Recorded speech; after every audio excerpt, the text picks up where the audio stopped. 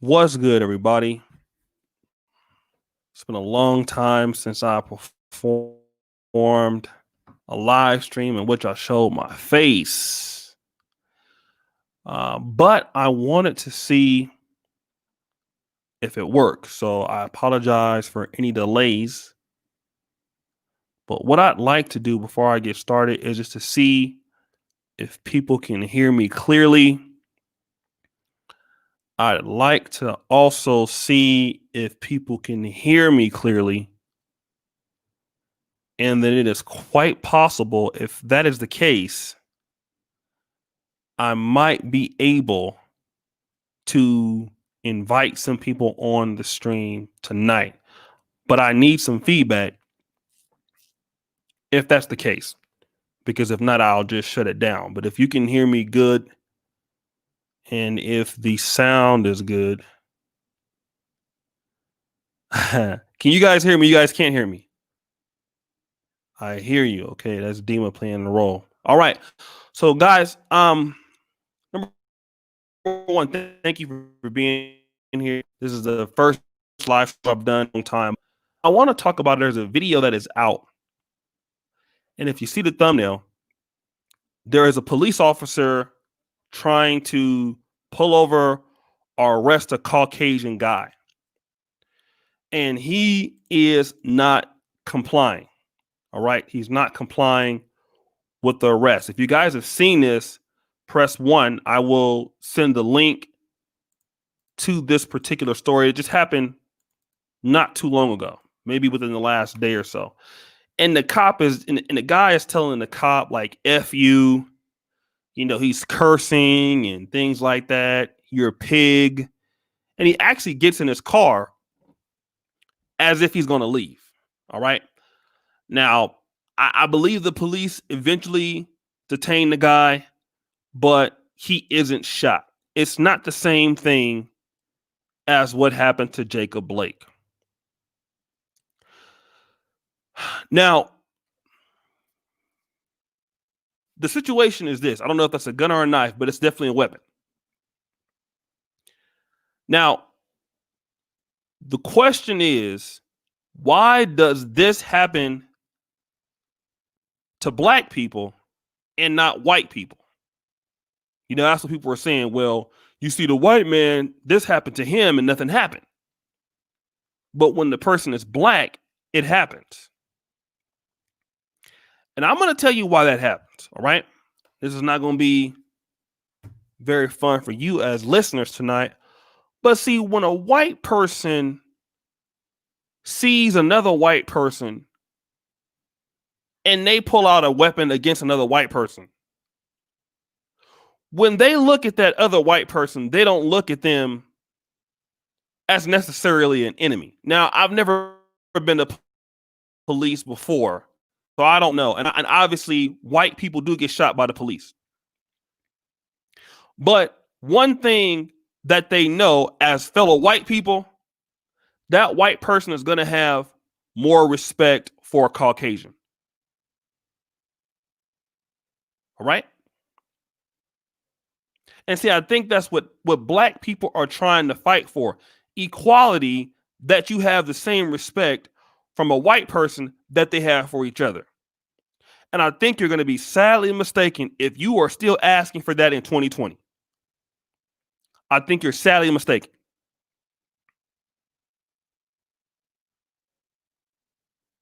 Now, if that was a black person, it wouldn't go down like that. And the reason is you can't change that. They're never going to see you as not a threat. White police officers are not going to see you as a white citizen. And it goes back to, again, and I'm tired of seeing African Americans and blacks in general, we're asking for them to see us as they see themselves. That's never going to happen. Because, see, they have some respect for their people. That's another white person. He's drunk. That's another white person. I'll give a pass. He's just drunk. He's just having a bad day. But see, when that comes to you, that white person's not going to give you that same pass. Brother Eastwood. And I must say this is going to be very controversial. I don't even have a problem with that. I've lived overseas. I lived in Poland for 4 years or 5 years. I know people are supposed to uphold the law. I can never ask a Polish person to look at me the same way as they look at another Polish person, even though I'm legally should be able to be there. I'm paying taxes or whatever. That's not going to happen. I'm never going to ask him to disrespect his people on behalf of me and be fair to me. That might not happen. But do you know what I've been seeing though? On the flip side, this Jacob Blake situation has really taken me aback because I've seen so many black people talking so down about this brother, okay? Oh man, he deserved what he get and all of this. Now, to be fair, I'm gonna address that today too, also, because some of the black conservatives, when they make their points about what happened with that case, all of it is not wrong. We definitely have to talk to black people about police encounters, and you can definitely get shot doing the right thing. But Mr. Blake, from what I saw, there were some mistakes I would not do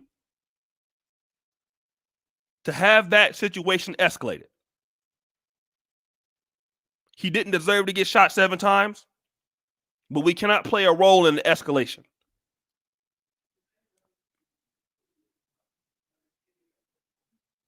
But what's been bothering me is that a lot of black people have been talking down on Mr. Blake.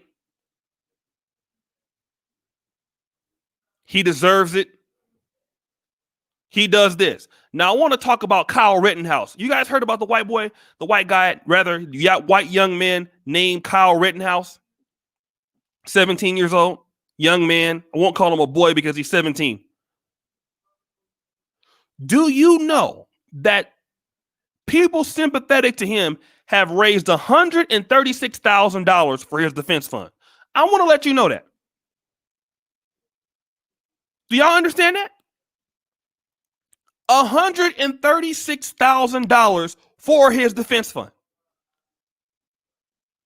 A guy who murdered 2 people illegally carrying a gun, $136,000.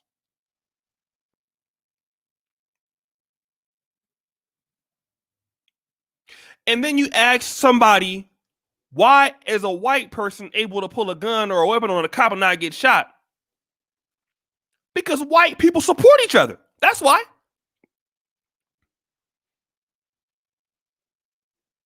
White people believe in each other. It's very simple. White people are sympathetic to each other. Black people, not so much. Gonna be honest today. A lot of times I'm seeing in cases like this, oh man, we're so quick to, not have no compassion for a brother. We don't have a lot of compassion for our people, knowing what our people have been through, knowing the disadvantages that a lot of us as black men and black women, we don't have any compassion for each other, but then expect that the white man should do so. And this is what I call being ridiculous. Because, see, that's never going to happen. White people will never be sympathetic to your issues if you are not sympathetic to them first.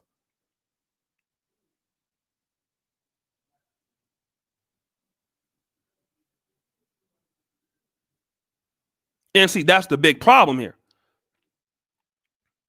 A lot of us are spending time trying to make them change for us. Doc Rivers was crying all on the NBA, talking about, man, why do they keep seeing us like this? Why does this keep happening to us? It's always going to keep happening to you until you start fighting for yourself.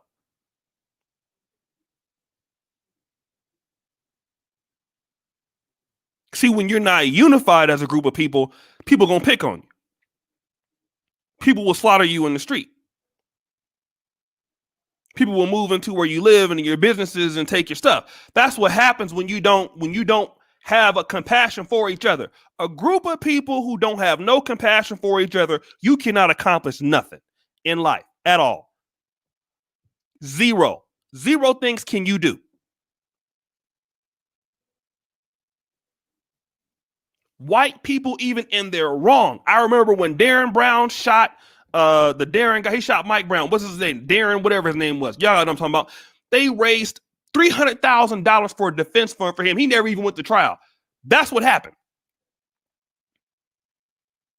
See, when white people believe that something is going on, they're going to come out and support it. Don't matter how illogical it is. See, they're going to support it. But see, a lot of us as African Americans, blacks, Caribbeans, we're not going to support it. And you will sit back and complain about how they getting support. I've seen people write articles, Darren Wilson, thank you. I've seen people write articles about how this white guy got funded. Even so much so they had a GoFundMe, they had a praise a crowdfunding on GoFundMe. They shut it down. White folks said, "Don't worry, we'll go create our own site, start up the funding for him, and raise the money ourselves. They can't shut this down." See, that is how they think. And if you don't match that intensity, you're never going to beat them. If you don't match that thinking, putting your group first, you're never going to get there. All you will be is pretend B1s, phony pro-blacks. You talk it, but you don't live it. That's going to be y'all. I'm sorry. That will be you. You'll remain in the comment sections and on Black Twitter and on Black Facebook, and that's what you'll be doing. White people not playing with you. Asians not playing with you. Arabs don't play with you.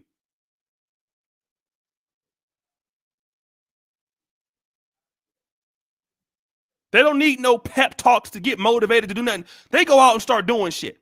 That's the difference. And they put their people first. Black people not going to put their people first. And until you do it, you won't see not a damn change. That's what's going to continue to happen to all of us.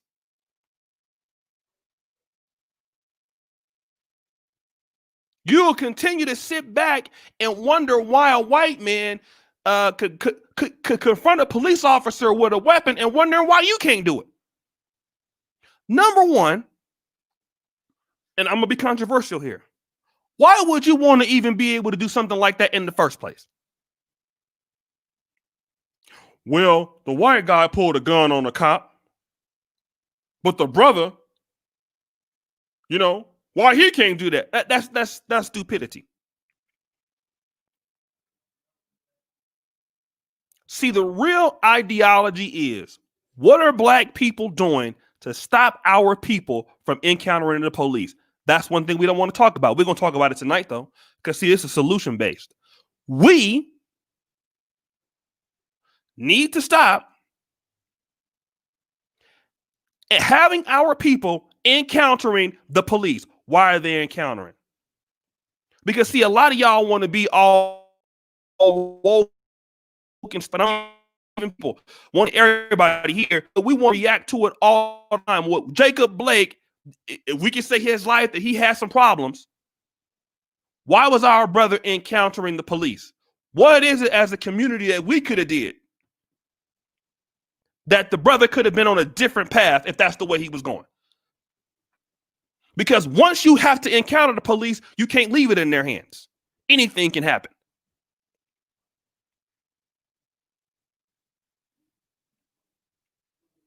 See, in other communities, people don't encounter the police so much because you have businesses and you have networks and you have people that can get you into different things so you don't have to go that way.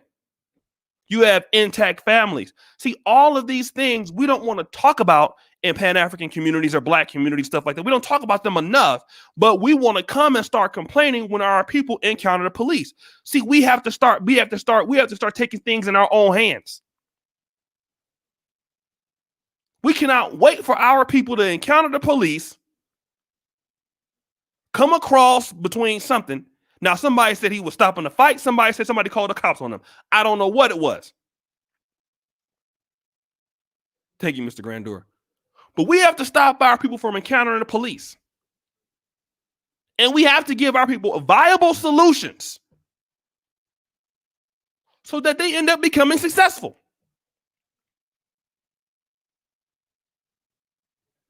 And then when something happened to them, then we want to say, well, why that happened? The same reasons why they encountered them. Now, don't get me wrong. Black people were encountering the police even in the civil rights movement. I understand that. But we have to put our best foot forward to create opportunities for our people so that it don't happen as much. We got to be able to do that.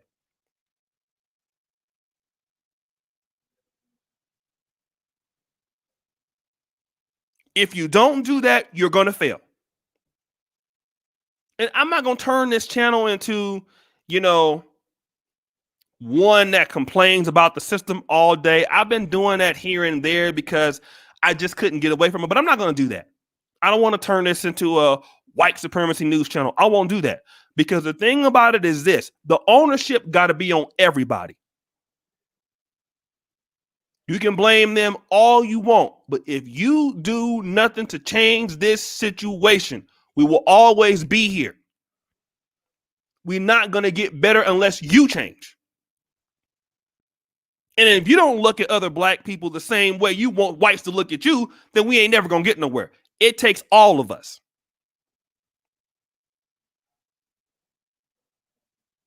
It takes black people wanting to work together. It takes black people wanting to collaborate together. It takes black people from the smallest, the dumbest to the smartest.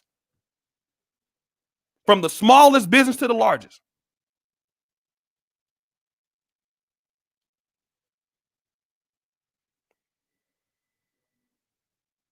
The sister said, I still have not heard a solution. Where? What are you listening to?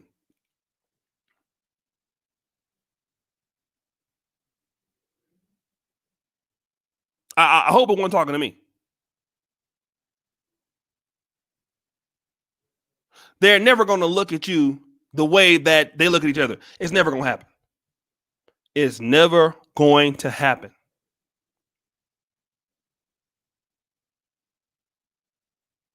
It's never going to happen.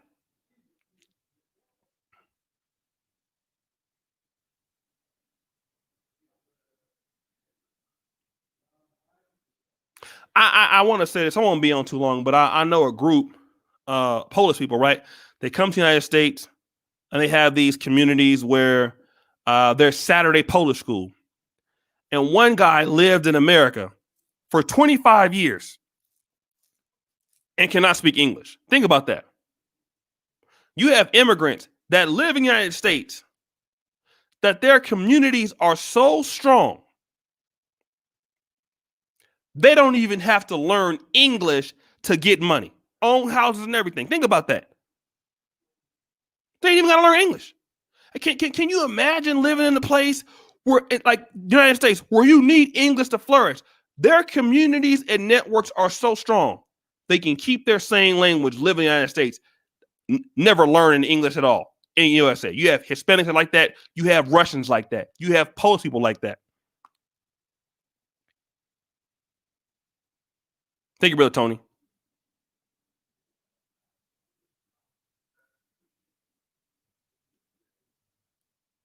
Because all their jobs come from their people, right? Their jobs come from their people. Their networking come from their people. The schools come, their tutoring comes. Everything is in-house. Everything. When they see their people, they're not afraid of them. They don't have no attitudes toward them. They don't have no maliciousness towards them. They can talk. They can do things. They can set their kids up with summer jobs. They set up businesses where you live in the black community, and they send their kids to school off of you buying pork rinds, off of you buying liquor store, everything. This is what happens. And the gist of what I'm saying is this: the only people who are going to solve your problems are you. Nobody else going to solve it. And I think that we need to really start to understand this. The situation is so bad. My mom messaged me the other day. My mom messaged me the other day and she said, son, I was really critical of you going to the continent. Thank you for the Thai camp. I was real critical, but now I feel as though that I'm not safe here anymore. What other country can we leave and move to? Thank you, brother engineering campus. That's what people. That's how my mom was feeling right. I never thought my mom would say something like that.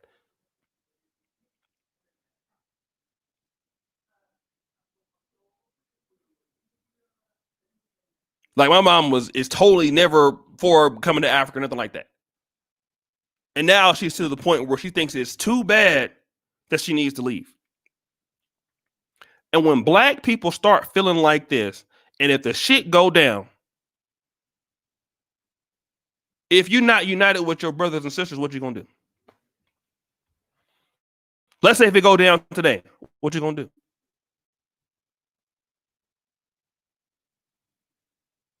What am I saying is this: right now is the time.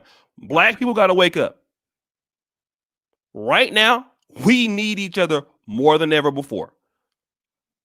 More than ever before. Right now was the time.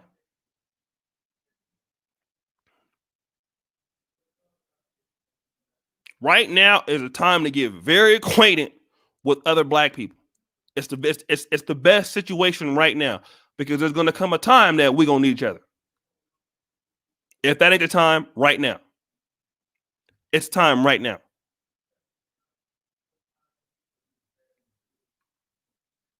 Time is running out. You already see people in other groups. I'm telling you right now, people are stocking up food. You look at some of the groups, white groups, they have, levels of survivalism, dropping their kids off in the middle of the woods 3 and 4 or 5 days, learning how to, like, a lot of people that when the shit hit the fan, a lot of other people are ready. Black folks ain't ready for that kind of stuff. You're just not. Very few of us are. People have been practicing saving, buying food, stocking up, just in case when it go down, or if it go down, they ready for it. All in South Africa, you have white folks out in the woods in South Africa. They practicing just in case. There's a live stream that I sometimes sneak on. This a bunch of boars. They be on sometimes talking about the ANC. 2,000 and 3,000 people in that live stream talking about getting ready if shit hit the fan.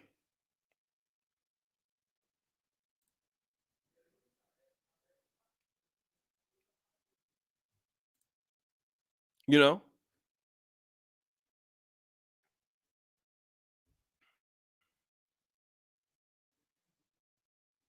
and their brothers get it said, brother, it ain't that easy. We for some people it would be okay. But what I'm saying is wherever you at, this is the mindset that we have to really start to really take into consideration. That other groups continuously move past us. We have to be very concerned about that. Other groups of people are moving past us rapidly. Other groups are forming all kind of things, credit unions and everything. They're moving past our people in many ways with lesser numbers. See, we got like 40 million in America, but you don't need 40 million to be more successful. Some people have 5 million, 3 million, 4 million. Some people have dual citizenship, right? I'm talking to the African Americans specifically on this. A lot of us that are, maybe interested in doing other stuff, we only have a singular citizenship. So some people, they have things and networks overseas, right? I know a lot of people that are Ugandan and they have a Ugandan citizenship and a British citizenship, or Ugandan citizenship and American citizenship. People like that already have an advantage. But when you're an African American, you're a black person born in America, and you only have that one citizenship, you don't have an advantage of what's going on somewhere else.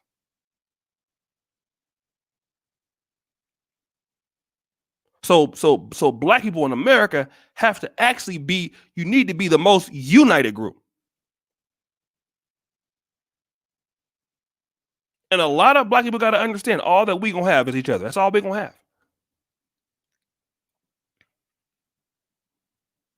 And that's what's going to continue to happen. Now, we'll have to say this.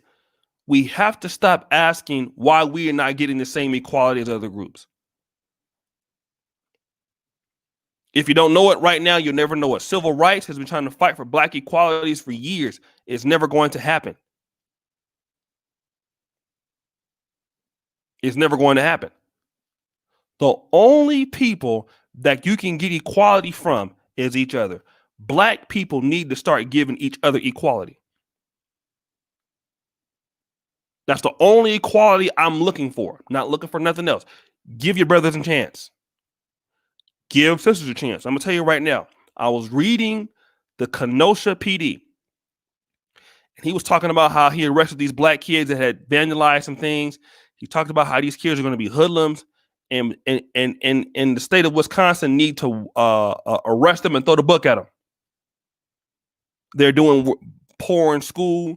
They shouldn't get no other chances. Now, people want him to be fired. I don't think that he needs to be fired.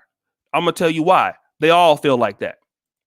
Even some of the most liberal states like California will wash your ass if you get a felony. But see, the thing about it is black out of prison with a felony, it ain't just the white man looking at him dirty. We look at him dirty too. You see, that's another thing that we got to talk about. We have a lot of brothers and sisters that are coming out of the penitentiary for a mistake that they made. And when they come back to the black community, become rehabilitated, we are looking down on them too much. We look at them just like the white man looking at them. And you don't know what kind of talent you're missing out on. You know, just because a brother or a sister have a felony or doing bad or whatever, depending on what it is, I know that there's some things that are unforgivable, but most people don't have that on their record. And the thing about it is, if you don't have compassion for black people, the white man never going to have it. That's why we have so many people right now leaving the black community. Look at Africa. Here's what happens. White folks destabilize black America. They have destabilized the continent of Africa. Then what do? They take their talents over to where? The white community. And then the white community, the same people that's destabilizing those groups, then they be like, oh, well, you know what? I was trying to get accepted by my own people and I can't. And I came over to the white community and now this and that. So then the same group of people who destabilizing them, they taking your best people. And then when that happens, then you take a talented black person that hates black folks now. But that's the situation. And the situation is they are never going to look at you equally. Get it out your mind. And I'm going to tell you, to be quite frank, it's not their job to look at you equally. White people, Asians, Indians, they have their own problems. It's your job to look at folks equally. That's what you're supposed to be doing. See, too many of us is looking for them to do our job. No, do your job. I got to do my job. All of us should be looking at each other equally. Having more compassion for the people than the other groups. That's the situation. If you look at a brother, oh, that nigga over there, that nigga ain't shit. You know, like I've been seeing some of these brothers talking about this brother Blake. He deserved that. F him. I'm like, damn, man. You don't have no compassion for your folks? Because if that happened to you, the white man ain't gonna have no compassion for you. The Asian man ain't gonna have no compassion for you. Damn, if you ain't got no compassion for my issues, where am I gonna go? Lakeem, yeah, I agree. Where am I gonna go? If black people are not compassionate about each other's issues, where am I gonna go? Where are you gonna go? For a lot of it's the only community you have. If you can't get the kind of support and stability from your own people, where can you get it at? Then you be mad when the black conservatives start down talking the black community. You'll be mad when the Africans come to America and down talk Nigeria. And you'll be upset. Man, why are you talking so bad about Nigeria, man? Yeah, Nigerian. And that happens. It happens in the black community all the time. African Americans go out, get successful, talk bad about the black community. You know, Africans come to America, come to Europe, talk bad about their country. But then you get mad. Then all they're going to tell you is, I'm just telling you my experience.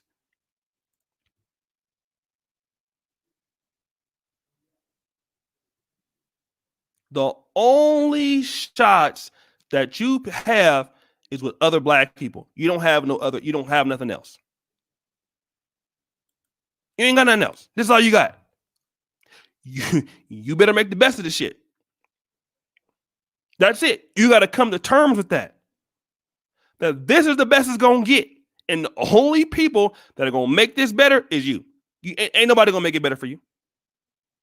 You got to get up off your ass and make it better for yourself. For your kids, nobody's going to make it better for your children, dog. Thank you, Brother Pedro. Lakeem. Thank you, Brother Lakeem. Nobody's going to do it. You can keep asking them to do it. You can keep marching to do it. How long have we been marching for these people to do stuff? Some of them is smart enough to get in there and march with you. Ain't that something? You know, you go out there and march for your issues. Here they come. We're standing with you until you talk about reparations. Till you mention that, they'll stand with you unless it's about you getting some money out of it. Anything that's worth having, they ain't gonna stand with you. They'll stand with you on meaningless ass shit all day long. They'll march with you. They'll give you little Negro trinkets, Black Lives Matter, jerseys. They ain't gonna never stick with you on nothing that's tangible, on nothing that gives you any kind of power. They never gonna do that. And a lot of black folks take the little nigga trinkets as if that's doing something. No, because the only group of people that's gonna give you power is yourself. That's it.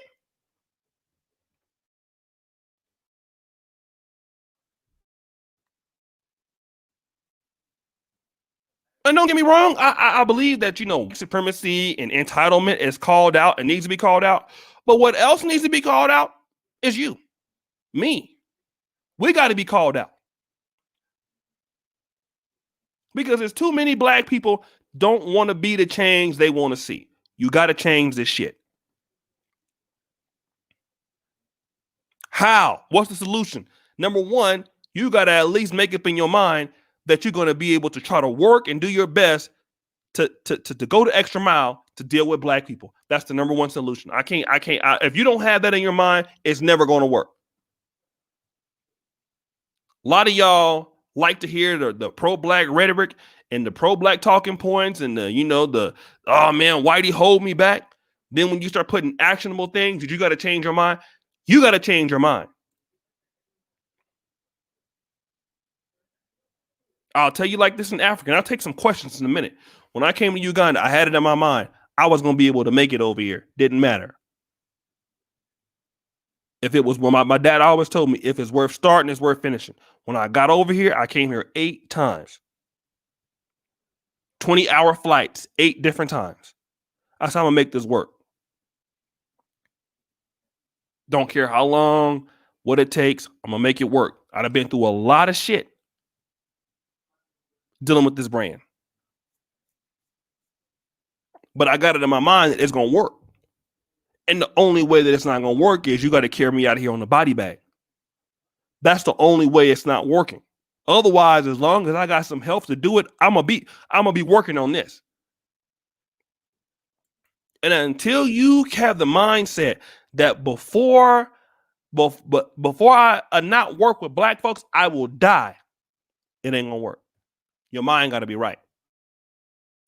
A lot of black people mind ain't right. Your mind got to be right. You got to be willing to say, until if I'm gonna do this, I'm gonna be willing to work with the black community. I'll die before I'm not gonna do it. And if you're not gonna have that mindset, you lukewarm.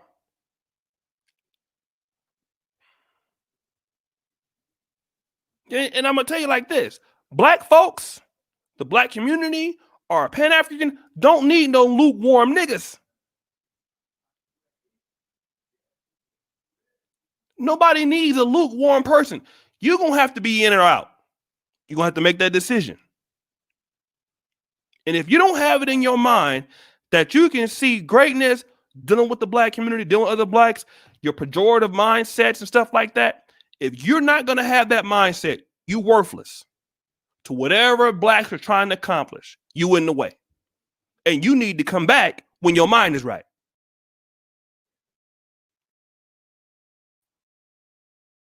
Maybe some more. Sometimes you get right, your mind right. Otherwise, it's never going to work. Your mind going to have to be there. You're going to be willing to work. You're going to be willing to work with dealing with Negroes' attitudes, politically educating your people, going through the bullshit sometimes. You're going to have to be there mentally. If you're not going to be there mentally, don't even waste your time, because that's what it's going to take. Now, once you got your mind made up and your attitude right, then you can make more black friends. Then you can make connections.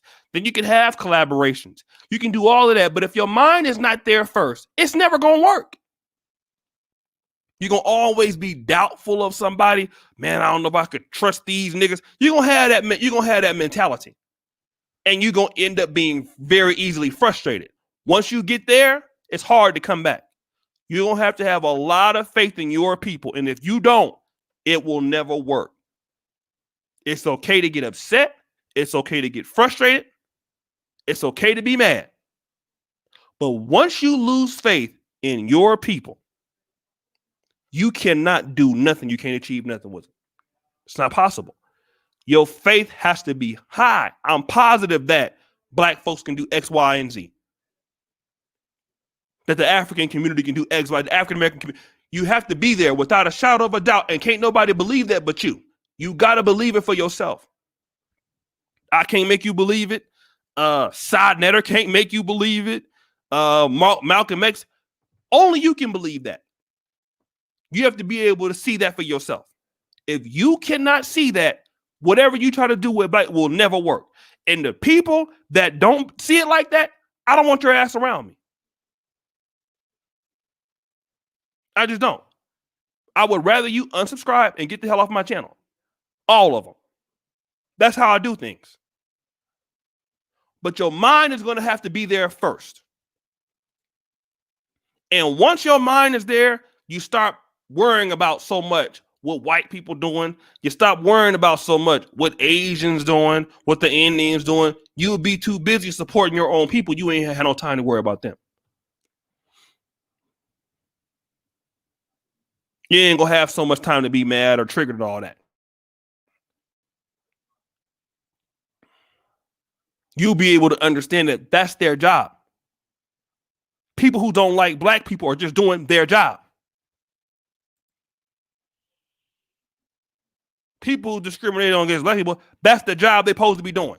They doing what they know how to do. They doing their job, you do yours. You can cry about them doing their job. No matter what you do, they ain't gonna never change it.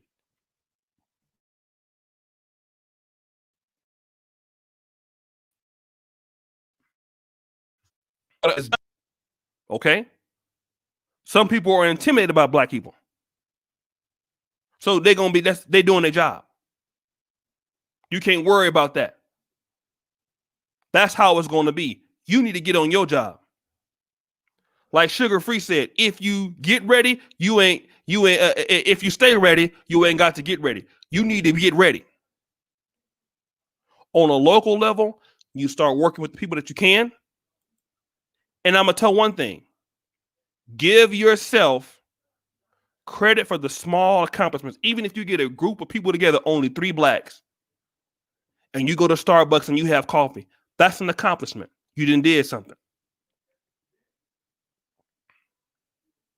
Don't let nobody come out and tell you, oh, well, you only had 3 people that showed up. You did something.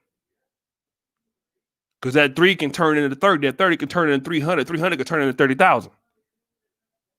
And see, we got to stop hating on black people who have good ideas and wanting to start small. Because a lot of times, I'm telling you right now, what we do is we kill a lot of organic things by hating on small things that are starting. If it's a brother sister, they got something going on, they only get 4 people out, 5 people out, you supposed to support it. Shout out to brother George. He has I make fun of him all the time, but he has something called Urban Nerds, and he's selling his t-shirts, sold 300-400 t-shirts. That's an accomplishment. That's something that should be celebrated.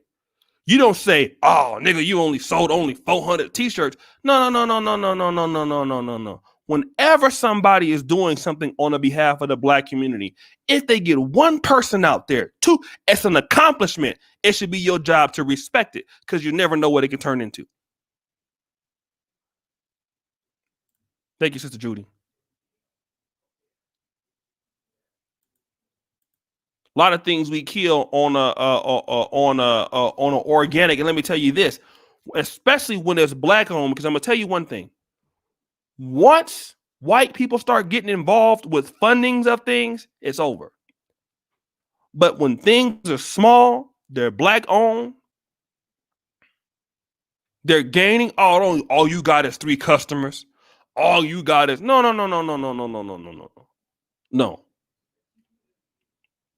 Everything that somebody is doing that is good and you can recognize it, it's our job to build them up.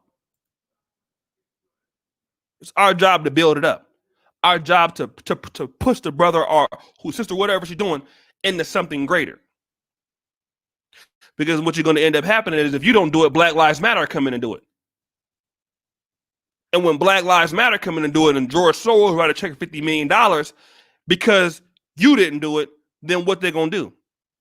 Whenever black issues happen, it's going to be trans issues matter. LGBT matters. You know, this matters. Everything else is going to be out there on the forefront using your issues for somebody else. Because, see, you didn't support such and such who had a plan to fund his own issues, but you hated on it, and now you ain't got it. You discouraged the brother, sister, and now we don't have it.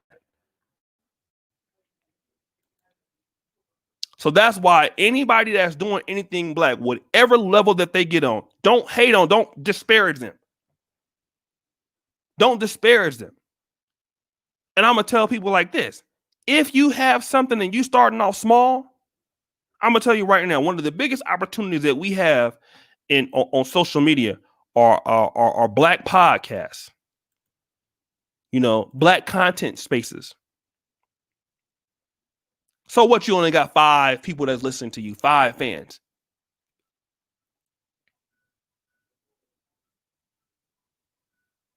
That 5 can turn into 10, that 10 can turn into 30, turn into 50.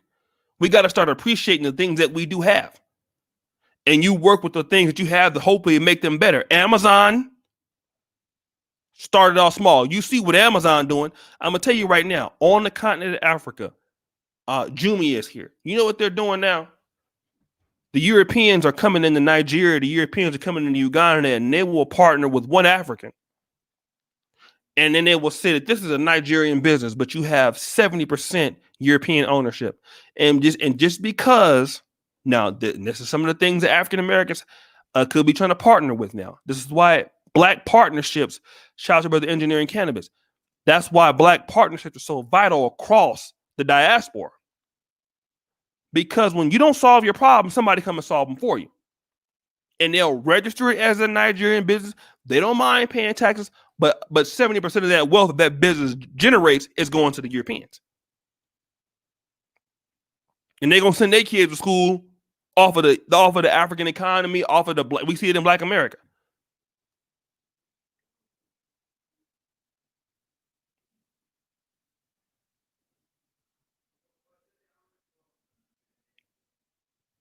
And then you'll be talking about, well, these people infiltrated this and everything. Well, When you had an opportunity for such and such, did you support it? If you could, if it was decent. I know we got some brothers and sisters out there that have some what you would call shady schemes.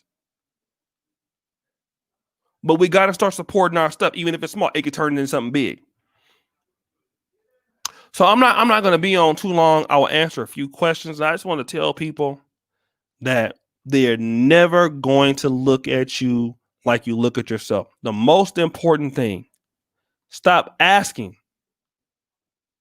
white people to accept you. Stop asking for equality from you. You're going to get phony equality. You'll get an NBA postponed playoffs for a day. They'll put Black Lives Matter on the NFL in the end zone for week 1. They'll do all that stuff. They'll give you Negro trinkets. But they will never give you what you will give yourself. Never. White people cannot love you like black folks can love you. White people cannot compensate you like black people can. They're never going to give you that opportunity like we can give each other. Never. We are the answer to our own problems, yet we keep going to them, asking them all the stuff. Why don't this and why don't that? We got to get out of that stuff.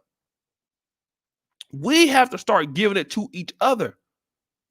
It's our job to make each other millionaires, or to improve our schooling system and to cultivate our best and talented people. That's what we should be doing. That's our job. That's not their job. Their job is never to do that. That's your job and my job. Never should it be their job. We have to get out of that. We have brothers and sisters in America. We have brothers and sisters in the UK that are willing to work with us. We have brothers and sisters in Africa that are willing to work with us. Good people everywhere. Why are we not focusing our people on that? We have too many solutions right there, looking for the white man, looking for the Asian man. We got to stop looking to each other. We have too much talent to not leverage it. And you know what? Everybody else looks at us as if we are fools. Like, how do you have this? How do you have these? And I'm not even talking about resources and such as natural. I'm talking about talent that we have. Skill sets. We don't leverage our own people. So when you don't leverage your own people and their skill sets, of course you're not going to get shit. Of course. What did you expect?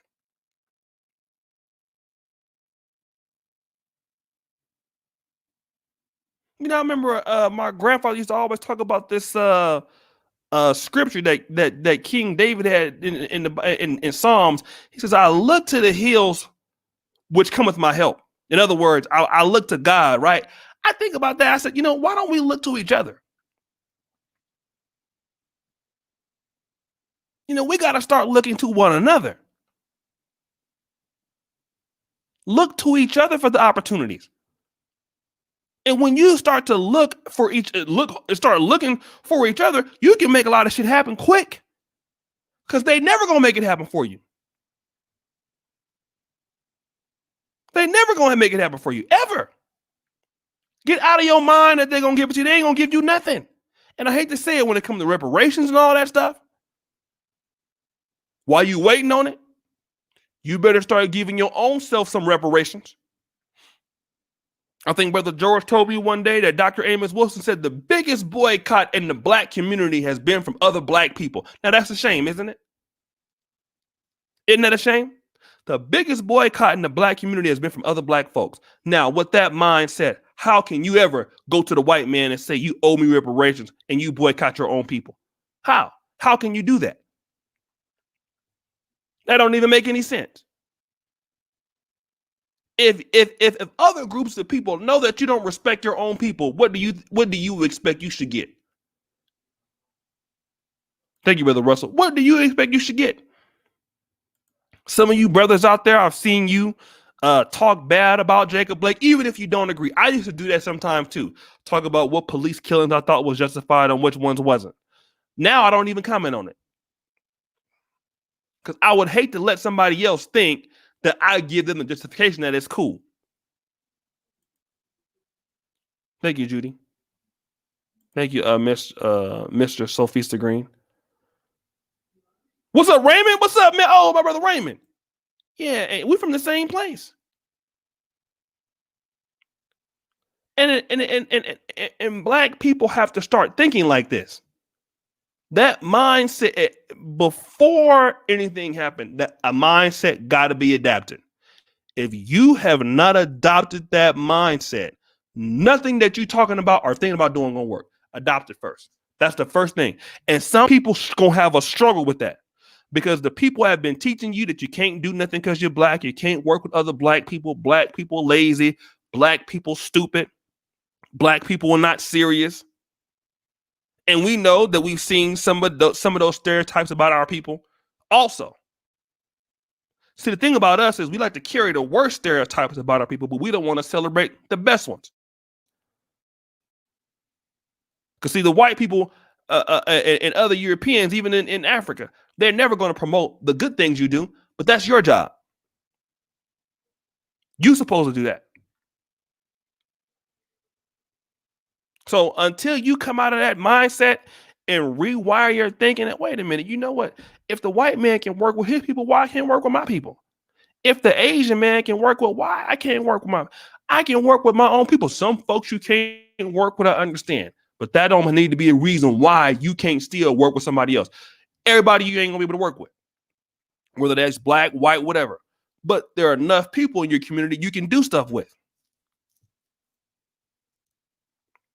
And just because you have a bad experience, I don't mean that you got to start going around trashing the whole black race behind it.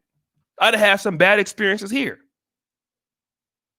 And you ain't gonna never hear me trash Uganda like, nah, I have my complaints. But never so much where you know what, you can't work with this because they this and that. I got the mindset that wherever I go, if it's in Detroit, if it's in Kampala, if it's in Lagos, it's enough black talent there. I can do anything else that anybody else is doing. You can't tell me that don't happen. And I don't care how small I start. I don't care how long it takes. I know that I can do it. So I just want people to understand that you're never going to get them to love you like you should love yourself. It's never going to happen. So guys, I'm gonna be up out of here. I really thank you for being here. It's 3:30 in the morning. I just wanted to try this live stream and see what's going on. And I was gonna cover this video, but I'm not gonna cover it no more. Because the main ideology is they will never love your people like you will.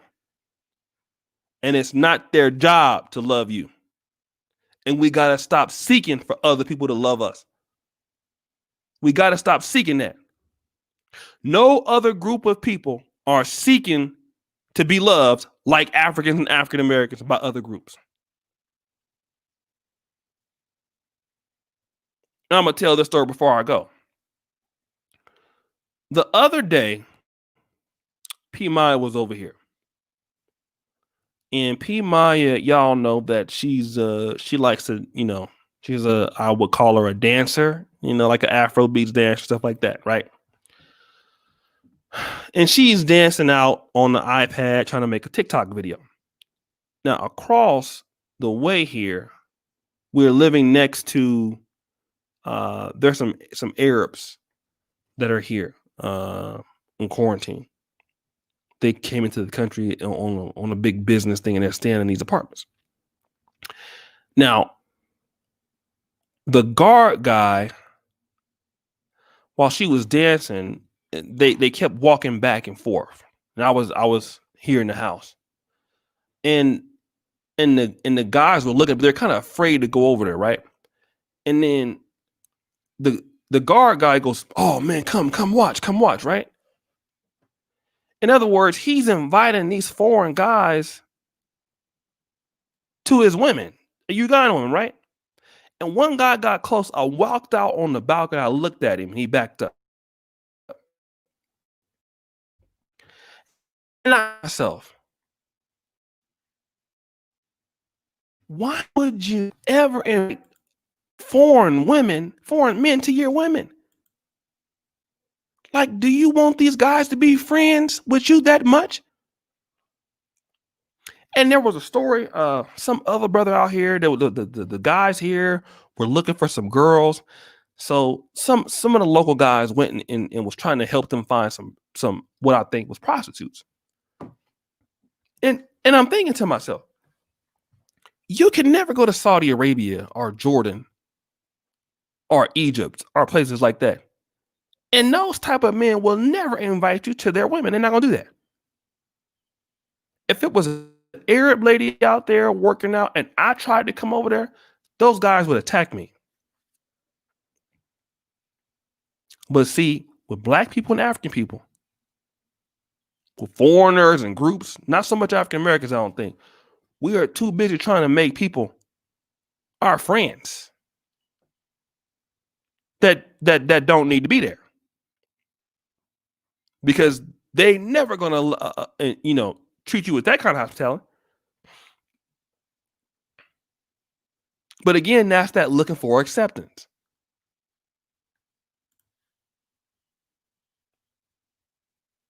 Trying to be somebody's friend. Trying to impress somebody else. I don't care about impressing nobody else. I care about, if anything, I care about impressing you. We need to be trying to impress each other. And I don't mean that you have to hate other groups. I don't hate other groups. I have friends of other races.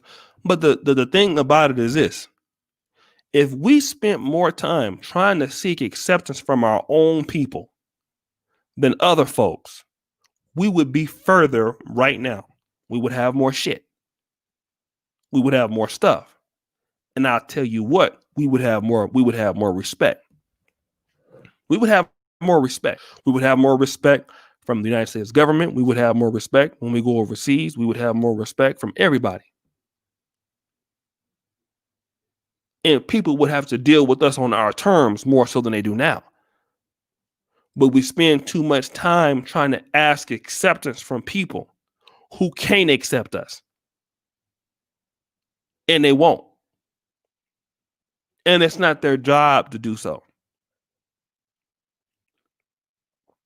Ain't their job to do that. Our job is to accept each other. What is wrong with the black relationships? What's wrong with the African American community? Why we can't get along as much? Why can't the African American community and the African community? What's stopping us as a diaspora from doing things? Now, once we solve that, this motherfucker, I swear to God, you will never see a machine like this. If we solve that goddamn problem right there, that's it. And that's the only message that should be preached. Nothing else. Nothing else. That's the only message that can last. Nothing else should come before that. That's the only thing that's tangible in the world today that black people need to hear. If you don't hear that, that's the only thing.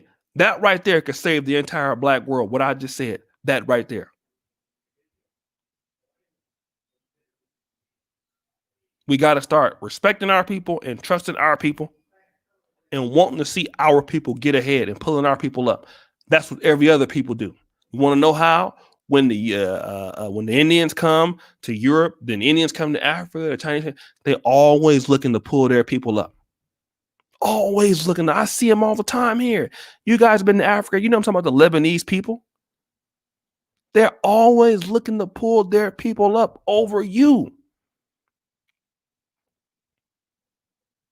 And then I see some of the brothers and sisters, even in the black community in America, in Africa, you will help them get to the next level before you help your own people. They're looking at you like you're crazy. No other group of people, you never help nobody else over your own folks get ahead enough. Never. You know, Africans and some of the brothers over here are nice and kind, and they will help people get in. They will connect them and help a foreigner get in. And that foreigner not looking at, and while you thinking that you're getting a friend, he's not looking at you like that.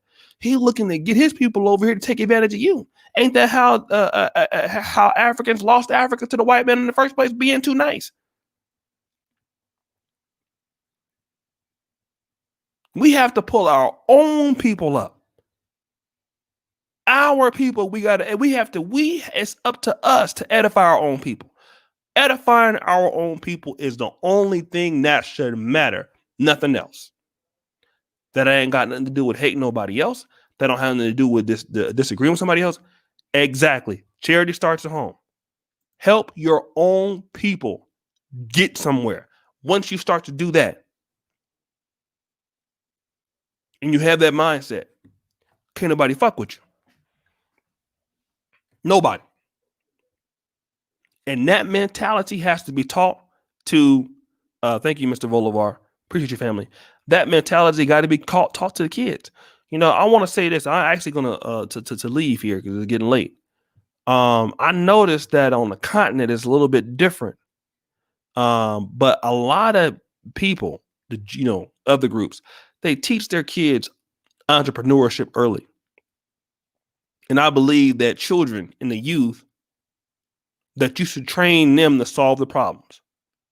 Now, if you are a person that is problematic, and we have a lot of people in the Black community that can be problematic in their thinking, we have to become problem solvers, especially you Black men out there. Men solve problems. No matter what you thought, that's what your job is. And you train people to solve problems. That's what men do. Men solve problems, brothers. That's what we do. We solve problems. Men solve problems. And other people, when they want to have generations that can be successful, they teach their children early about entrepreneurship, teaching their children how to innovate, pushing their children into different careers. See, the Black community got a long way to go to do that. In the African American community, you have some people here or there that have done it, but see, we got to start teaching our people to solve problems and stop complaining about it so much. White supremacy is going to be there. Racism is going to be there. But see, can't nobody stop you from solving your own problems. White men ain't got enough time in the day to be worried about you solving your own problems. Now, don't get me wrong. If you start solving problems for yourself, can't nobody stop you. When you solve your problems, your children know how to solve problems. If you don't know how to solve problems, get around some folks who do know how to solve problems. And that's the thing we got to understand. Some people are smarter than others. Some people are more logical, or more gifted than others. That don't make you bad. It don't make you stupid. So God gave him something he didn't give your ass. That's all it is.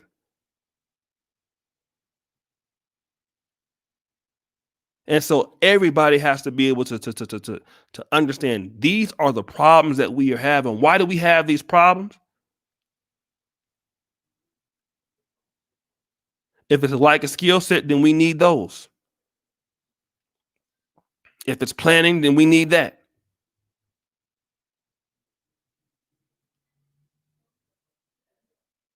Thank you, Brother Cardero. I appreciate you, brother. So I just wanted to go that and that. I want this challenge. I want this channel to challenge you, like I've been challenged, to stay on the battlefield, because I'm telling you, when you're dealing with Black people, it is tough. All right, I'm just gonna be honest with you. When you're dealing with your own people, it is tough. Do you support what Tiffany girl did in Tanzania? I don't know what she did, family. Thank you, Vanza, but I don't know who she is. But you have to be willing to stick it out. If it's worth starting, it's worth finishing. Because I'm going to tell you, there are going to be days you're going to be like, I'm tired of dealing with these niggas. I'm sorry for saying that word. For some of y'all don't like it. But you're going to have those days. Every day, at least once a week, I have a day. And I say, I wish the airport was open right now so I can get the fuck out of here. I have a day like that once or twice or 3 times a week. But damn it, if it's worth starting, it's worth fucking finishing. If it's worth starting it, And some days you gonna need whatever God you believe in. If you don't, you're gonna have to say, give me strength. Because dealing with Negroes is hard work. But if it's worth starting, it's worth finishing it.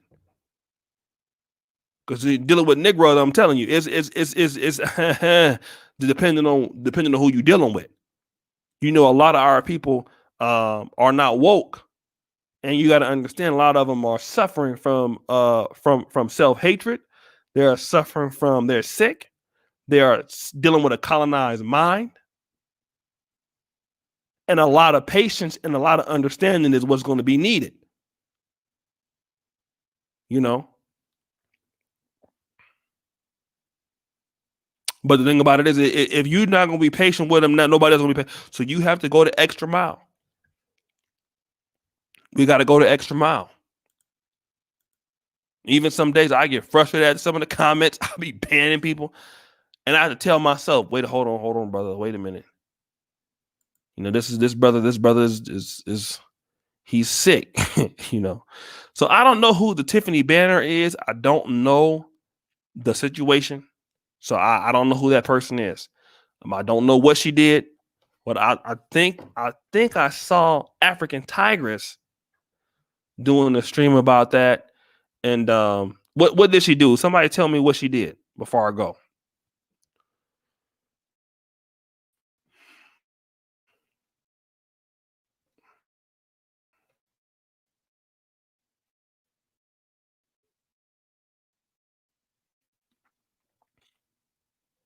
Tiffany is the Kathy with receipts. She went up to some Mzungus on the Kenyan beach and asked them, "What are you doing with those kids on camera?" Oh, hmm. Is that what she did?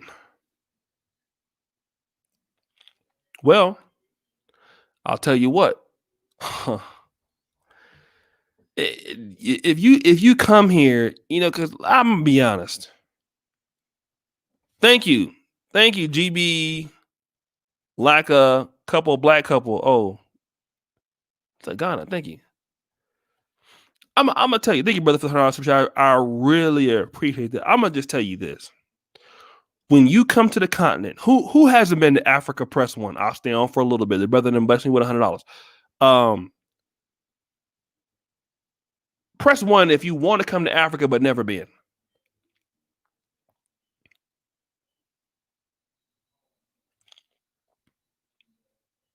If you've never been but you want to come, press one.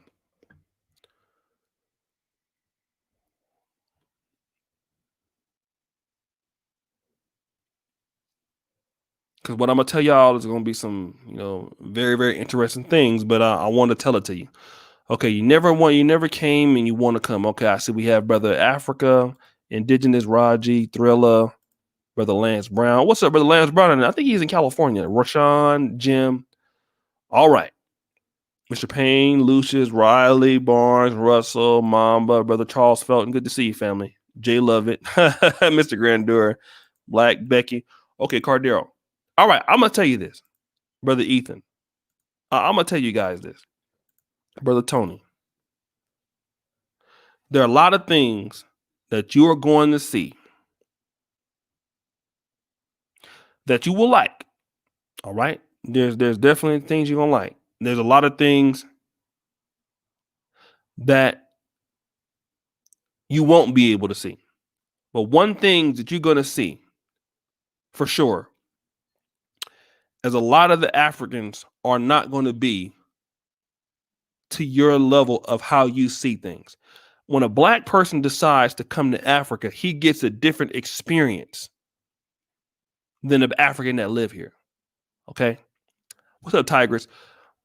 When an African American come to Africa, everything comes together for you. All right. So what I mean is the slavery story in America, how we were taken from here, a whole lot of other shit all of a sudden come together. It makes sense. And it'll make you red pill than a motherfucker. Like, that's what'll happen. Like, if you come to Africa too much, you will almost be super militant. Like when I first came the first 2 times, I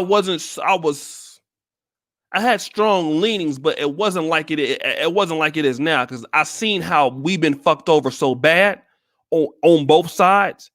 So the conviction is there. And now it's to the part where I used to be like, listen to other people's side of the arguments. I won't even have the argument with a nigga now, no more. I'm not even gonna go there with you. I will tell you to get the fuck on. That's how it is for you. When you come here, all the shit is gonna make sense. It's gonna make sense for you. But for the person that live here, it ain't gonna make sense for them. See, I gotta make a video about that. You're gonna be woke in a strange land. The people gonna be there, but they're not gonna be there like you, because they're not gonna think nothing like you. And that's the difference. See, when you come to the motherland, you have a different experience than the person that's here. It means something to you that it don't mean for them. You see? So everything that, and if you stay too long, it'll make you real pissed off about shit. You be tired of shit. But the other person that's here, that's living here all their life, they're gonna be looking at you like, why are you tripping? Like what's going on with you? Thank you with iOS Productions. And that's the issue that Art Kathy has. And I'm gonna do a video on that probably tonight. When you end up, you're gonna be woke in the motherfucker. And you're gonna be really wanting to go hard. You're gonna see the opportunities. You're gonna be like, oh man. And then the people that's gonna be around you not gonna be like that. Because you're gonna be able to put everything together. How your people getting fucked over in America, how they getting fucked over here. It's all gonna make sense. Boom. It's gonna be like, oh shit.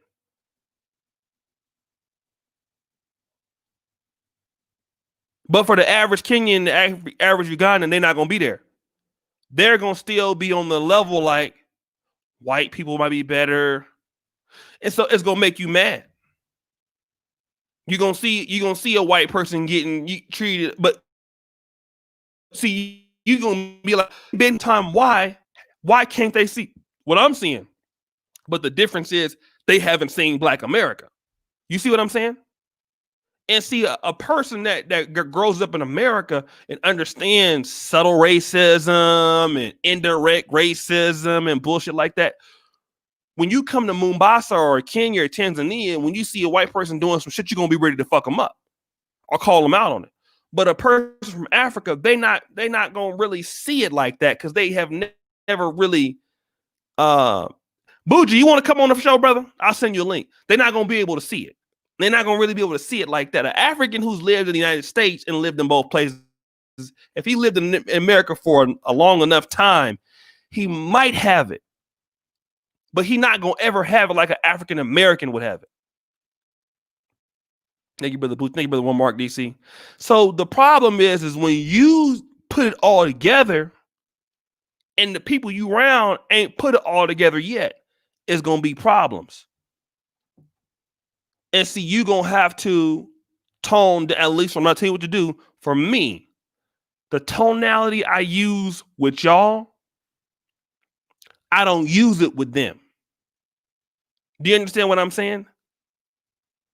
I don't use it with them. TKC, I'm not taking questions right now, brother.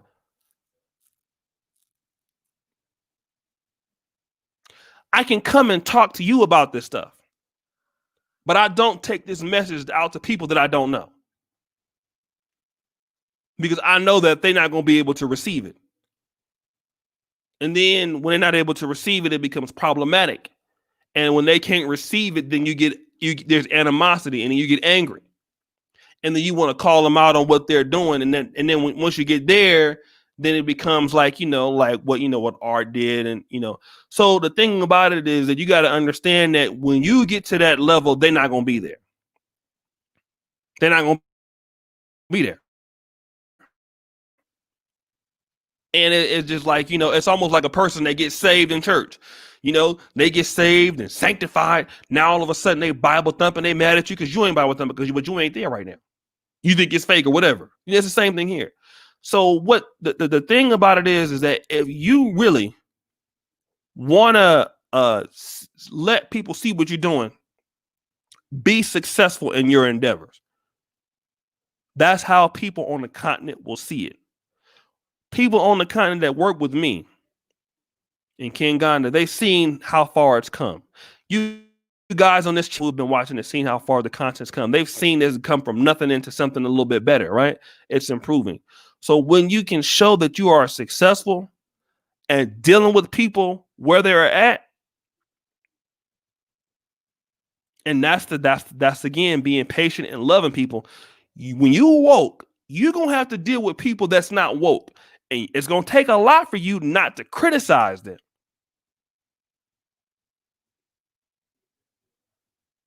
Because you're gonna want to call them a coon and a sellout and a buffoon and all that. It's gonna be, but you can't do that because once you go there, you see, because you got to understand they've been taught this through colonialism through the school. We put a video up today talking about how colorism is rampant in Uganda in an all-black society. You have to understand that they have also been brainwashed. And if you try to come to them with a level of, tenacity and stuff like that, don't deal with it like that.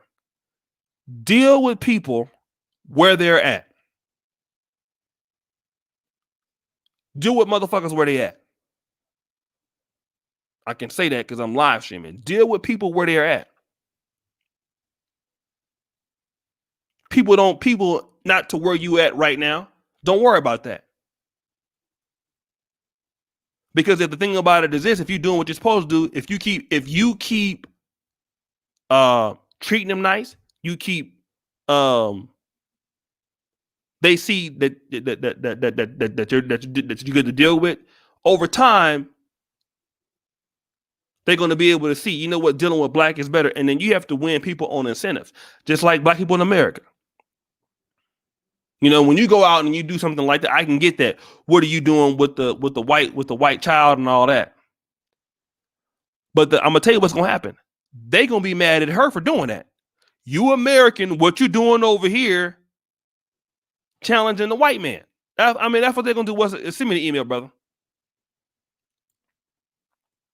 That's what they're gonna do. She might end up looking like the enemy. That's how they're gonna look at it. And so she gonna look at it. Well, damn, I'm trying to save this kid, but they're not gonna look at it like that. They're looking at it like, hey man, the white man is cool. He's nice.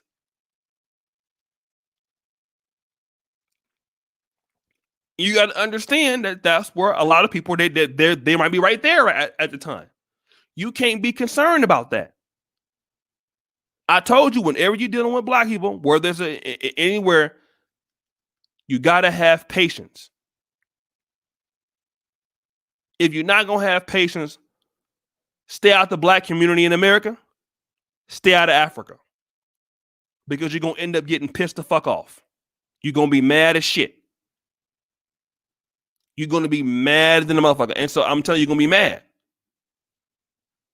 So if you don't have a bunch of patience and shit, because in America, I can tell you this, you can talk to African Americans and be a little bit straightforward. You can be like, nigga, you niggas ain't doing this. You niggas need to stop tripping and all that. And the brother can receive that. Like I see brother Taz here. I could talk to him like that. He talked to me like that. We don't take it personal. I could talk to brother George Macon like that. I could criticize him. He don't take it personal. But on the continent of Africa, you can't do that. Lance Brown, I think it's, thank you, brother. It's $ O'Shea Duke Jackson. In most places I've been, people don't. That's not how they communicate. If you start talking to people like that, they're gonna think like, oh, you're abusive, you're abusing me. You know what? Like black people in America, we keep it real. Like, yo, nigga, what the fuck wrong with you? That's not how they're gonna receive it. They're gonna receive it as you're being abusive, and then it's gonna be your fault. Then you got problems. You created problems for yourself. See, that's the difference of part of our culture. Our culture is not going to be the same. I could pull you to the side and tell you, hey, motherfucker, you need to do this and that. And it's all good. We understand it because that's how we communicate. We communicate a little bit more vulgarity, but we don't take it that serious. You're not going to be able to do that here. See, the way that Art Cathy can communicate, and I'm just using her for a name, that's how African Americans can talk. And we can accept that she's saying that and she mean it from a place of love. But the African person, they're not gonna look at it like that. They're gonna look at it as you're being abusive, you're being mean, because their culture not like that. They don't even like, how we like to roast and talk shit. They don't do that.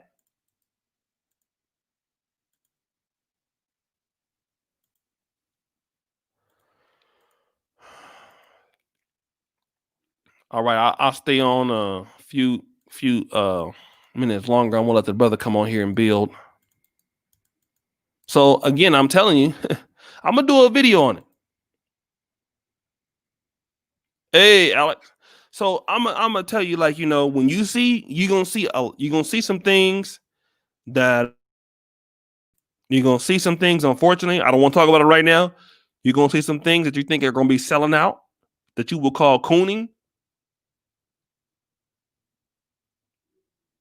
I see it almost at least 3 or 4 times a week. You're gonna see some shit that you're gonna be like, oh hell no. But hey, Mahogany, I got my internet back. I know I'm gonna come over to that show, baby. Don't worry about nothing. I got you before the 2 weeks.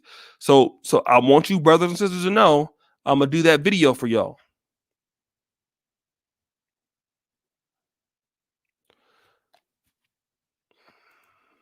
All right, now look, ours is the original culture. Yours is the bastardized culture. Stop comparing.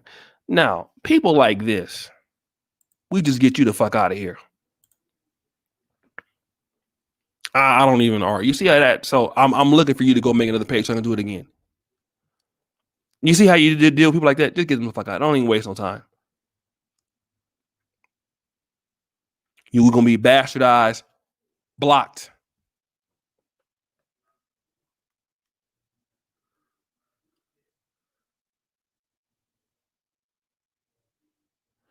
So I'm waiting on brother Bougie.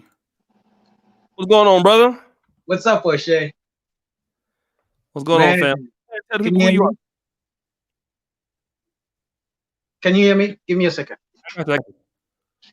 are. That's a brother from Uganda. He's living in, I believe, Massachusetts. Go ahead, brother. Go ahead and hop on our family. First of all, O'Shea, I just want to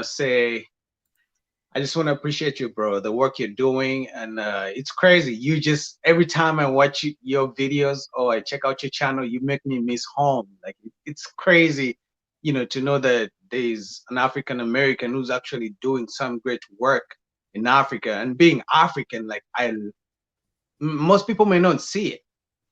Maybe even Africans may not see it, but because I've lived in both worlds, I see the impact and the great work you're actually doing. Maybe you don't know, but you are actually creating something strong, because for a long time, Africans and African Americans have always had this friction, right? Whether it's because of the media, whether it's because of different mindsets, different history,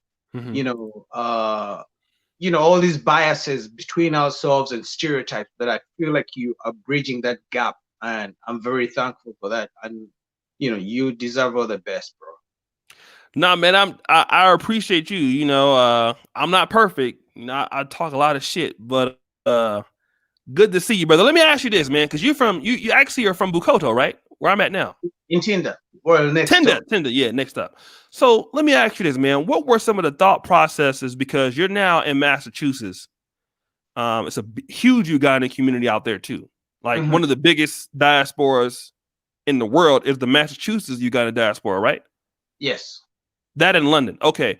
what, like, when you seen like before you came to Uganda, and since you've been there, what have you understood about both sides of the of maybe like racism, or maybe the how blacks have been robbed? What have you understand about it now?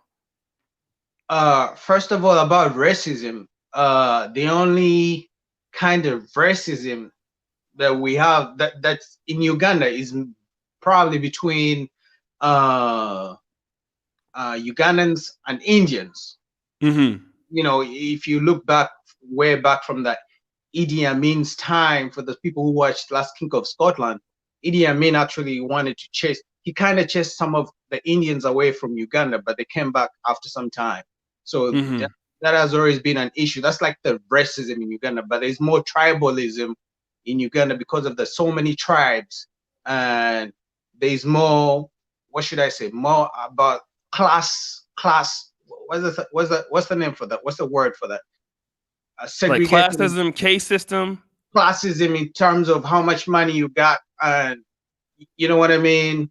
So it's mainly tribalism and the class, depending on your financial muscles. So Mm-hmm. that's in Uganda, because I Mm-hmm. honestly did.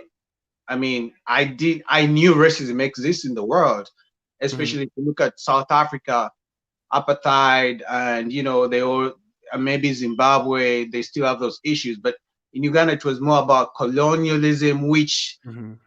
we know there's neo-colonialism even right now in Africa, Mm-hmm.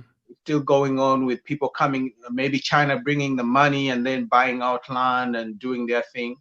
But Mm-hmm. racism, I didn't experience racism until I came to the US. So that's the Okay, difference. now let's talk about that. Like because why did you end up moving to the United States in the first place? So my dad has been here for what, 22 years or something. Obviously, Mm-hmm. the American dream. So I have lots of family out here. Mm-hmm. So I was just lucky I got the chance to come to pursue the Okay. American dream, just like most people. Mm-hmm. Um, I guess I can now see where I'm going because it's been years in the making. Mm-hmm. So yeah, that's really why I came here.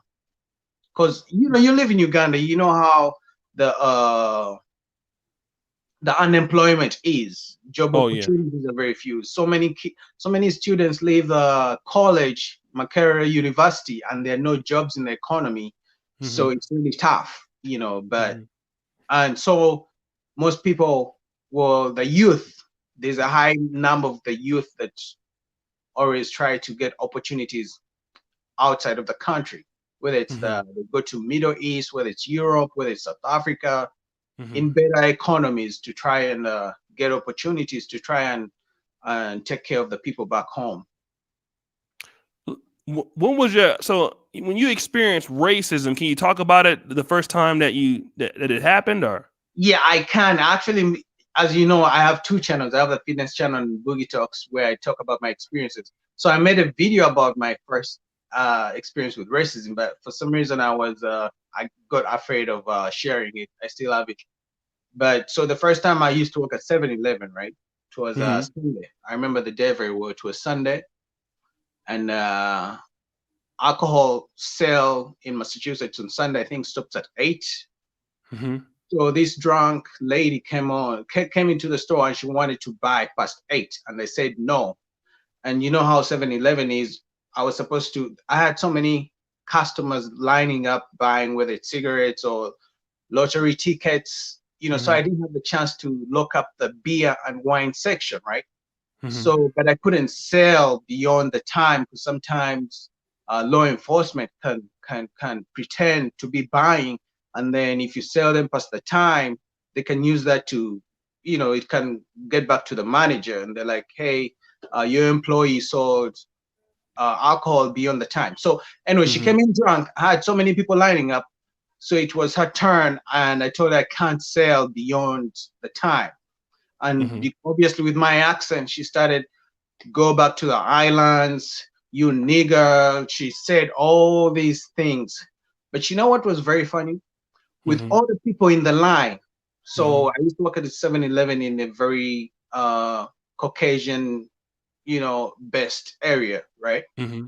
So Mm-hmm. with all the customers in line, no one said a thing. With all the insults and offensive Wow. words she said, nobody. They waited until she walked away. I was just looking at her because I was like, should I react? I was confused because I was already tired at the time. At the time, I used to work so much, so I would work from uh from 11 a.m.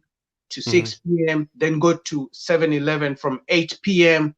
to 7 a.m. So I didn't used to sleep a lot. So I was confused at what I should do in that moment. But what Mm-hmm. struck me so hard is the fact that nobody in the Mm-hmm. store did Mm-hmm. nothing. Nobody said nothing. Mm-hmm. So I guess maybe because they used, I don't know, maybe because they wanted to see what I can do. But after some time, I thought about the fact that what if I was the one insulting the lady? Would they still Mm-hmm. just watch, or would they call the cops and be like, "There's this black guy who's insulting this lady"? You know what I Mm-hmm. mean? So Mm-hmm. that was my first time. Let me ask you this, because obviously, when you hear the African American experience about what African Americans go through in America, a lot of times, at least I've heard, like, African communities say, well, we don't see the same issues that you're having. What do you think about that? That that's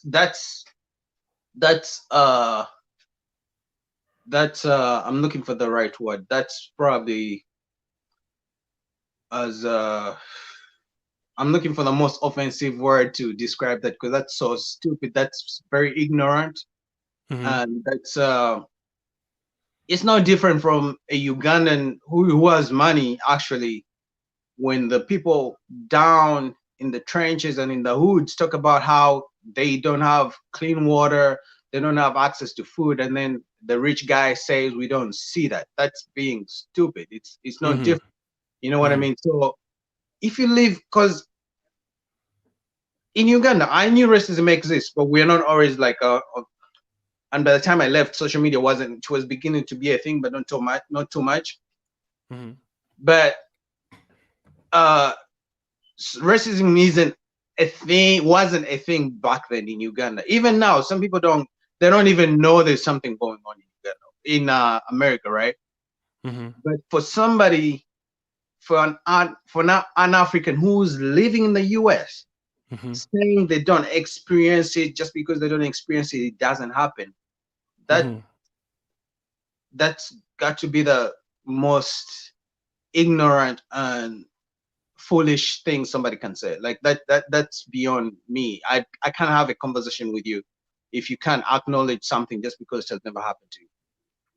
Let me ask you this, because with so many talented, Africans going to the States like yourself, I know there's a huge Ugandan community. I get emails. People, the most emails I get besides African Americans are from Ugandans that are living abroad.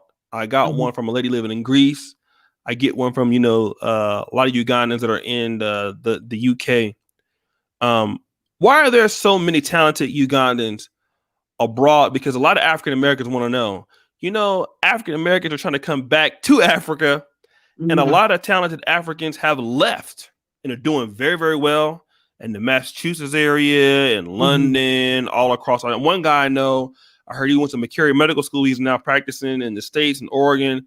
And people are saying, well, Africans are leaving, going to Doha. Like, even at the airport, you see them in Doha, you see them in Dubai, United Emirates. But African Americans trying to come to Africa, a lot of Africans are trying to leave Africa. And a lot of times people are confused. Like, why is that going on? So it goes back down to the to the opportunities and the economy of both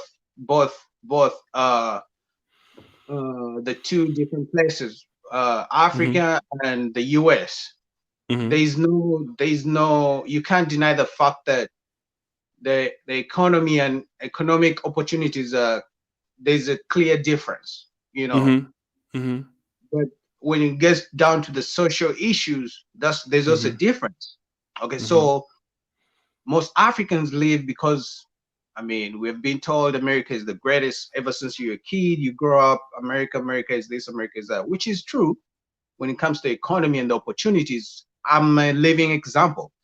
What I am today, what I am trying to become in the future wouldn't be possible if I didn't come to the US. And the Mhm. reason I say that is because my mindset I can't even believe my mindset as well. Okay, Mhm. back in Uganda, I always had that entrepreneurship mindset. I wanted to go into farming. I still want to do that in some years to come. But when I came to the US, just you could be a good example, O'Shea, just by you traveling in different societies, there's something happens to your mindset. The way you see life kind of changes. Mhm. The different opportunities you can tap into when you live in different societies, among different people, interacting with different talented people. You pick a piece from each person. You know what I mean? So Mhm. Mhm. definitely there are more opportunities in America compared to Africa, at least for most African countries. So that's why Mhm. the people leave and Mhm. come to America to pursue their dreams. Okay, Mhm. now obviously most when they get here, they get too comfortable. Mhm. So they get too comfortable and they don't want to go back home, or they don't want to do something great back home. So they just decide to stay here, which is why I said you're doing a good job, because now the ones Africans who are over here and they're looking at you, an African American doing something of being valuable back in Africa, that's inspiration in itself. That can be like, okay, African Americans are going back home. Oh, they're going back to Africa. Maybe I should also go home and do something. So Mhm. that's the journey. That's the education. That's the bridge we need to create. And obviously, if we start as Africans, talking good things about Africa and promoting the positives more rather Mhm. than the negatives, Mhm. that can also be a starting point. But it's more about coming here to find the opportunities. Mhm. That's why they leave. Now, obviously, African Americans are leaving now because more positive uh, things are being talked about Africa. Yes, that's true. Very true. Rather than in back in the day, because when my dad came here, he told me he met a guy who actually asked if he has ever been chased by lions, and that was a real story. I believe it. Real. And I that was still like believe it. maybe 15, 20 years ago. So it's changing. You know what I Mhm. mean? That's why I say you're doing a good job. If an African American sees you doing great, he's gonna get his money and come do some investments back in Africa. So it's Mhm. taking time, but I feel like we're on the right path. Mhm. What do you think that is an issue? Because the diaspora is so huge. Like even in America, it's like between African Americans and the African community and Caribbeans, it's like maybe 50 million blacks or 48 million blacks. What do you think is holding the groups the back from more collaboration? More people working together and sharing information to do things. What's holding us back as a global black community that is causing us not to be able to go forward? I think it goes back to being open-minded and education, and the willingness to learn. Mhm. Because O'Shea, if you were not open-minded and willing to learn about Africa, well, you say what's the other place, Europe, where you go. If you're not willing and you Yeah. just believe that no matter how bad America is, this is my home, I won't leave. If you're not in that mindset where you're open-minded and willing to learn, Hmm. you know what? You're like, let me go to Mombasa, Nairobi, and see what's there. If I don't like it Hmm. after 2 days, I can always board back. If you're not Hmm. in that. Hmm. So it's more about willing to learn. Some people don't want to learn. Yeah. I met so many people, they ask me, um, where you from? I'm like, Uganda. They're like, that's Africa, right? You should have an idea. It's Africa. You know what I mean? So Right. it shouldn't just, some people in 2020, millennials, the youth think America is the word. That's it. Hmm. So black or white, let's even just focus on black. Some Hmm. people still don't know about Africa and they're not willing to learn. So if Hmm. we are not willing to learn, that's a big issue. And now that you're in Africa, there's always this story where apparently some colonialist, some guy said, if you want to hide something from Africans, put it in a book. Mm-hmm.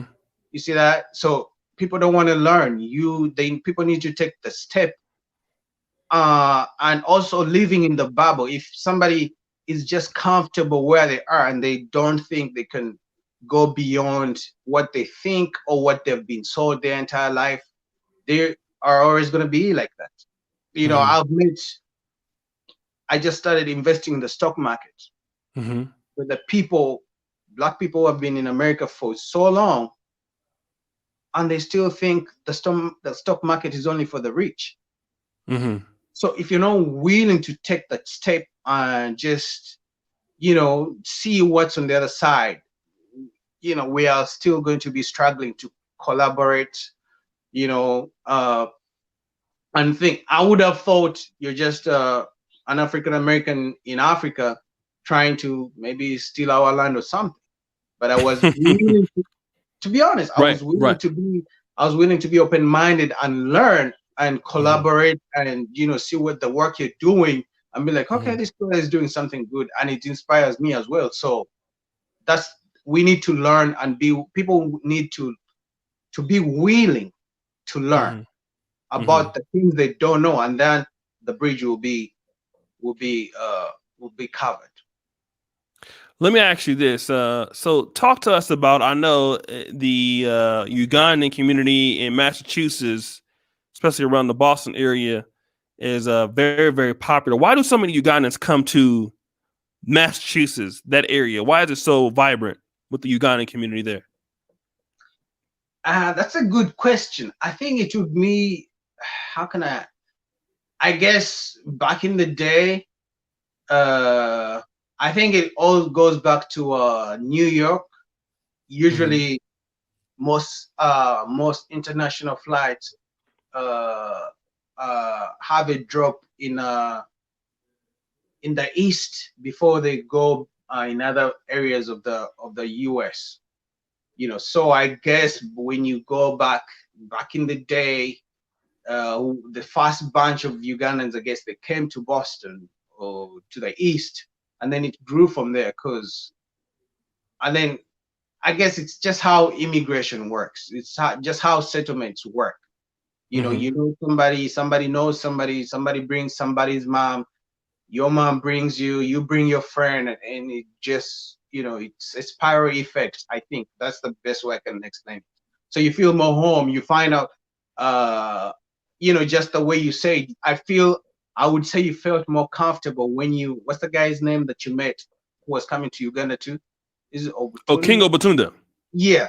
I'm sure in that moment you felt more comfortable going to a place where you know somebody who comes from where you Mm-hmm. come. So Mm-hmm. now you can also, if you have a friend out here in America, you'll be like, hey, come to Uganda, and then that friend can be like, hey, come to Uganda. So it goes on for years and years.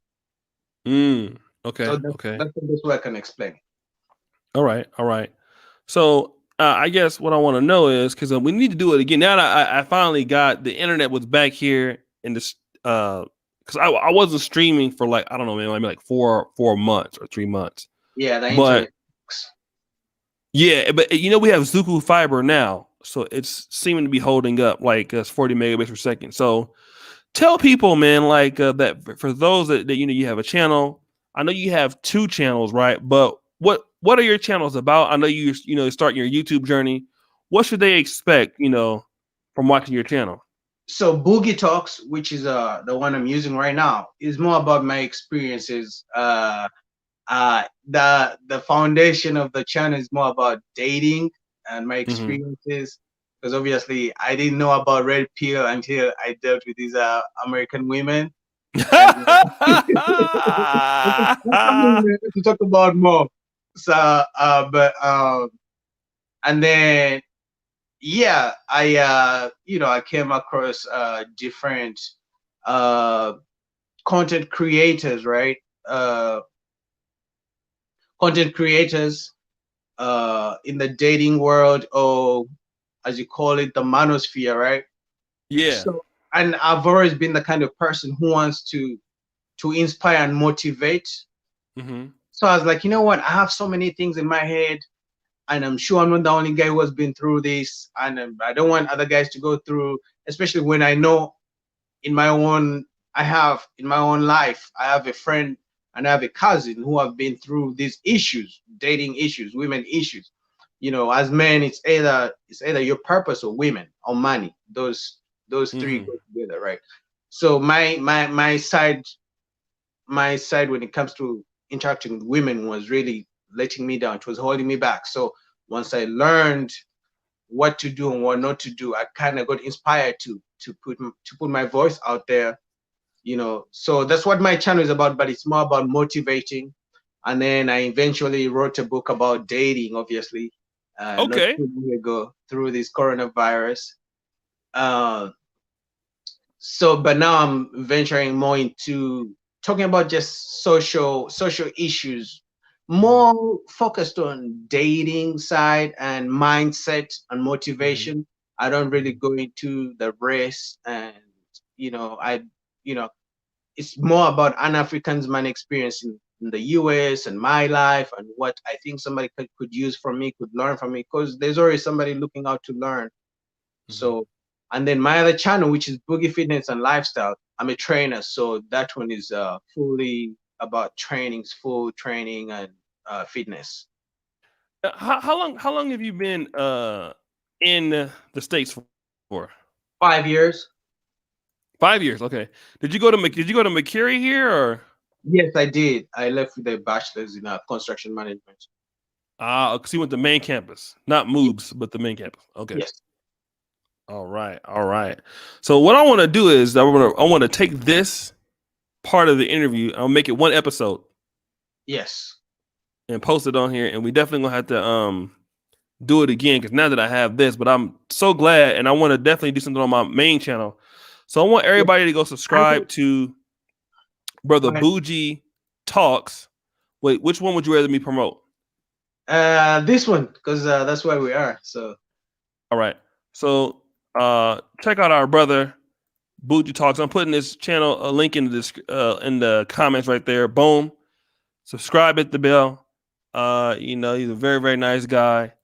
Like I said, very, very positive. So yeah, send me an email. We supposed to do this. Like I sent you my number. You have it, right? I just seen it. I don't know why I didn't get the Yeah. notification when I was trying. I was like, I just seen it.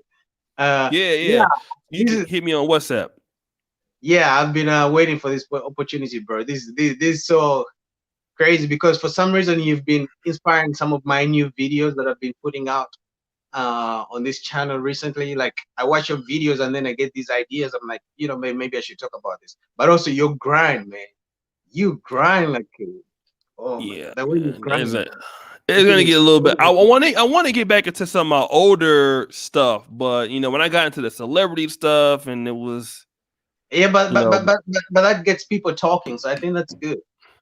yeah, yeah, yeah, it does. But now that I have I got my regular setup. I'm gonna kind of go back to some of the classic things. Where does Busey talk? Where is he? He's from Kampala, Uganda. Are you Yeah. Muganda? Yes. Okay, okay. Yeah, that's why I So hit you with when you're live. I think a day ago when you're live, I was like, go get some katoga for breakfast. Have you said? Have you tried it? oh man, I've never had Katoga though, but You better get some, bro. yeah, yeah. So now I know that there's another lady I want to give a shout out to. She is, and she actually kind of fine too. Her name is Faye Kakai, which is Mhm. crazy because that was some. But her name is Kukuyenda. She's let me try to bring her channel up. She's like, yeah, I like to collaborate with you. I was like, God damn. I ain't trying to be thirsty though, but the sister was fine though. This I lady right have no here. idea. I don't know how you are keeping yourself from all the sisters in Uganda, bro. Because yeah. This is her channel here. She's a Ugandan in Greece. So I don't know if you guys can see the channel. Does it show up pretty good? Yes. Yeah. So that's her. She actually, you know, yeah, she look good to me at least. So so guys, go subscribe to her. Her name is Kukaya. Check it out. But yeah, I'm about to go head on out. It's 4:30, player. Let them know, man, what they're gonna expect on your channel, man. Go ahead and talk to the people. Yeah, I appreciate everybody's support. I appreciate everyone supporting O'Shea. He's doing a good job. And we should all learn from these guys and just be positive, try to create good conversations between Africa and America or African Americans. And let's just be positive. Any man who have issues dating or whatever, you can check out my channel. I also wrote a book. It's on Amazon. Top 10 dating mistakes men make. New author over here, so I'm still, Yeah. Send me a link to it. I'm gonna buy it and try to read on my iPad. I can buy it on iPad, right? Yes, it's a Kindle, and I just worked on the paperback version too. Okay. Let me see. Yeah. A1 Black Man. Between O'Shea King Ghana Award and my mainstream networks will soon come on the PDRC, Pan African Diaspora Repatriates Community. Thank you, brother. And thank you for the other 2 super chats, too. The brother, Black American YouTube is calling you for a hangout. You're a starter from viewers. Keep it up. Yeah, man. I had got away from that streaming, man. Streaming, I used to love it, but I'm trying to get back into it. So I thank you for coming on, brother. I did you give my lover my number. Yeah. So what's the brother's YouTube? It's Bougie Talks, Bugie Talks. And what I'm gonna do is I'm gonna splice the interview up, this last part, and then we're gonna put it up in one episode. That way you guys can, just get, because some people are not gonna see this part. So we'll do that. Yeah, that'll be good. I'll have it up tomorrow. I'll copy it and post it on my channel too. Okay, cool. So guys, appreciate you. Shout out to you, Bucci. Hit me tomorrow, man. I'm about to go to bed. Thank you, everybody, for for supporting. We'll do some more of this stuff later.